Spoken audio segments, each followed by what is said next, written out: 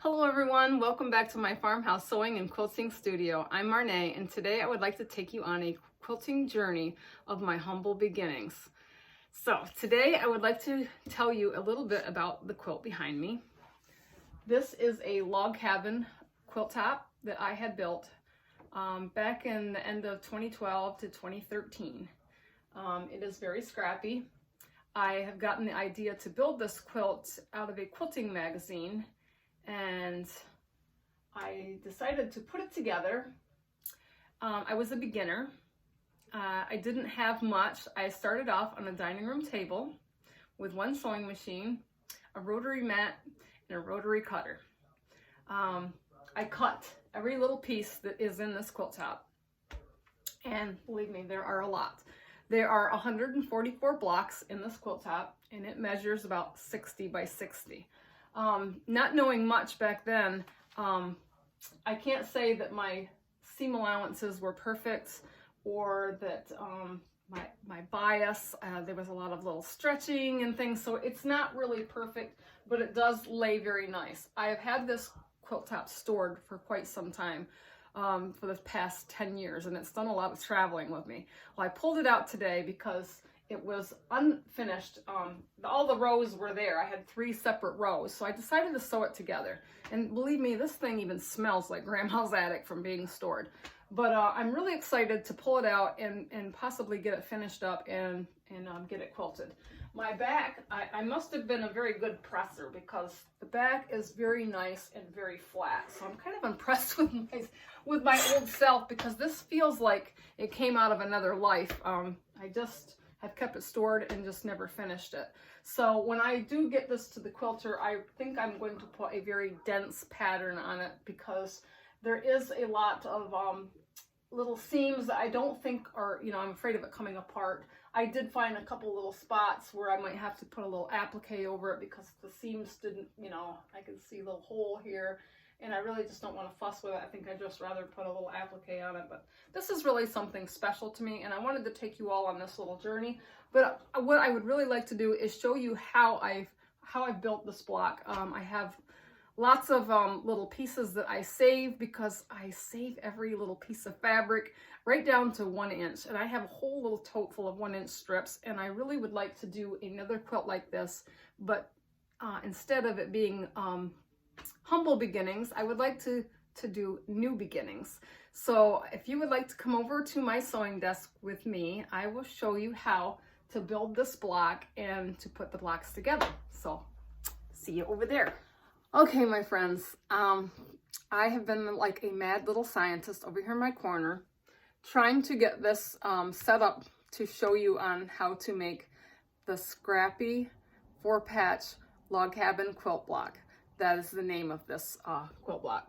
So I have some samples here, and I will show you a quilt block. This is the actual finished block. The center is a scrappy 4-patch made up of 1.5-inch squares, and I'm going to get to show you how to make that. The rest of the log cabin block is made up of 1-inch strips, and it is alternated with lights and darks in 3 sets each. 3 sets of light, 3 sets of dark. So I'm going to get on to showing you how to do the 4-patch. And also, this block measures at 5.5 inches square approximately, and you can trim these up.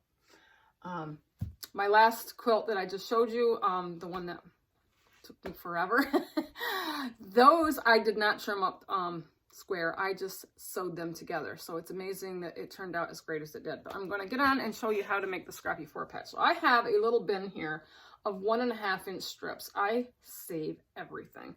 So these are my strips, and this is what I've used to make my little strips to make my 4-patch. I just took a 1.5-inch strip and sewed it to another lighter contrasting. I used a light and a dark contrasting, and then I'm going to cut these in 1.5-inch pieces, and I'm going to alternate them with one another, which I got 2 little pieces here that are cut. If I can get my fingers out of the way. So I have 2 little pieces, and I've inverted one so that they're opposite, and you're going to sew them together to make a little 4-patch block like this. And this is going to be the center of your log cabin. So I've got some little log cabins all set up over here. If you can kind of hopefully see them. I have a little 4-patch here. Let's see if I can get this up just a bit. I want you to be able to see what I'm doing. So I've got a 4-patch already set here in the middle. This 4-patch, when it is finished and pressed, and I did press in the seam in the middle open so I can kind of make it flat, but if you can see this little 4-patch, I've kind of fussy cutted some of the little things in here just to make them really cutesy. So this measures 2.5 inches square, and you can trim these up if you get them a little wonky or whatever, but trimming everything to fit together nicely is a really good idea. So anyway, so I have 3 sets of light logs here on this end, and I have 3 sets of dark logs on this end. And I have another one down here too below that I have another 4-patch with 3 sets of light logs and 3 sets of dark logs. And this is what you're going to do. You're going to start with your light strip, and I've already pre-cut these, but you can use longer strips, which I'm going to show you real quick. Just over here on my table, I have laid out a whole bunch of strips, and these are all 1-inch wide strips that I have saved out of my little bin here. That I have 1-inch strips that I've been saving for years and years. So you can take these strips and you can kind of use them at length instead of cutting them, and sew it to your 4-patch and then cut it off. It's all on preference and how you want to do it. But I'll take you back over here and show you what I'm doing. So I've already cut mine to size. Make sure I get this straight. I'm sorry, I'm not the best cameraman. So I started off my first light strip in a 2.5. So the 2.5 is the same height as my little 4-patch. And then I'm going to increase the next log in the same color in a 1/2-inch increment. So I have a 2.5, and then I will increase this one to 3 inches. You can kind of measure as you go, or you can pre-cut them. It's entirely up to you. And then my next color is going to be the dark. So I'm going to put a dark 3-inch, and then I'm going to increase this one to 3.5. And then I'm going to go back to the lights, and I'm going to do a 3.5 and a 4 in the light strip. And then I'm going to come back around to my next dark, and I'm going to have a 4 and a 4.5 dark.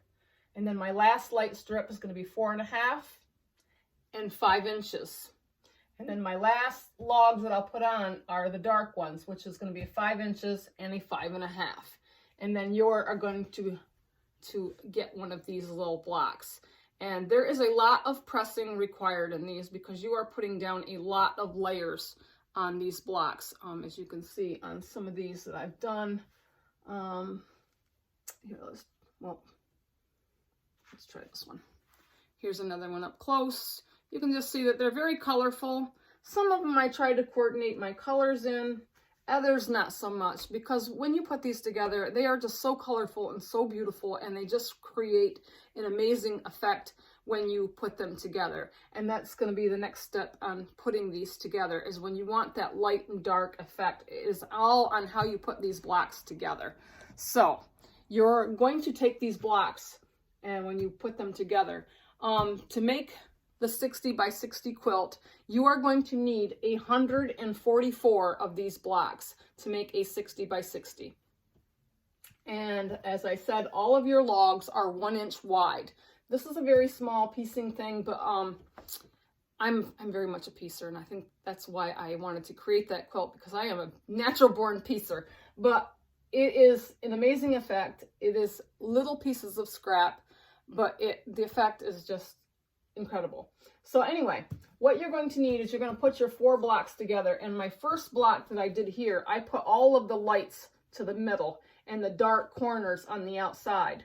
The next block I want to do is this one, and I've made all of my darks to the inside. This is very important when you're creating these blocks in these rows. So this one has the light in the middle. This one has the dark in the middle.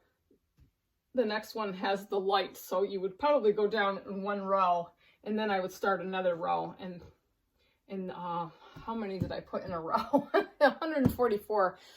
squares, you do the math. But anyway, you're going to alternate light in the middle to dark in the middle to light in the middle to dark in the middle. Either you go up or down or you go across.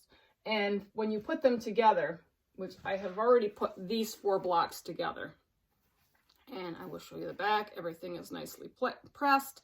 There is a lot of seams, like I said, but the colors look amazing. And it gives you that visual effect. When you put these together, you are going to be able to see that light and dark effect. And I'm hoping, and I have to stand back away from it, but you can almost see the light. Let's see, no, this end, the dark.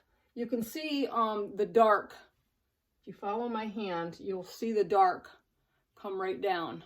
If you look at it, and you can see the light. I see light. Let's see, light is here in this area. I see the light in the middle. I can't see where my hand is. this area here. If you go down, whoops, go down. I don't know. If you look at it long enough, you can see the strips of the light and the dark in here. That is the whole illusion of putting the lights and darks in the middle. So when you sew 4 together, here, your light in the middle, your dark, your lights, your dark, your lights, your dark. So anyway, this is a lot of little pieces in this quilt top. And it is really fun to make, but it is not an overnight quilt. This is something that I did when I originally made that quilt in 2012, 2013. It was winter time. I sat at my dining room table. I didn't have all that I have now. I had 1 sewing machine, like I said, a rotary mat, a rotary cutter, and then 1 clear ruler. And I didn't have this fabulous cutting table over here that I have either to help me to cut quickly and be able to put things together. So I feel very blessed at where I am now. Considering where I come back then, you know, when I sat on the floor and used my foot to hold my clear ruler and rotary cut all of those strips and carry them out to my dining room table and put them all together. That's what I did. I love to sew, I love to piece, and I love to create. And this is what I have created. So I would really love to know your comments on this block, on this quilt. Do you love it? Do you not like it? Would you try it? I would really love to hear from you. So I'm going to conclude this little video for now because I'm going to go downstairs in my kitchen and bake some cookies. So let me know your thoughts, what you think, and I will get back to you in my next video. I hope you enjoyed this video, and if you have, please give me a thumbs up and please subscribe. I would love to have you. There's so much to share, so much to do, so much to sew. So come along with me and join my channel. I will chat at you later.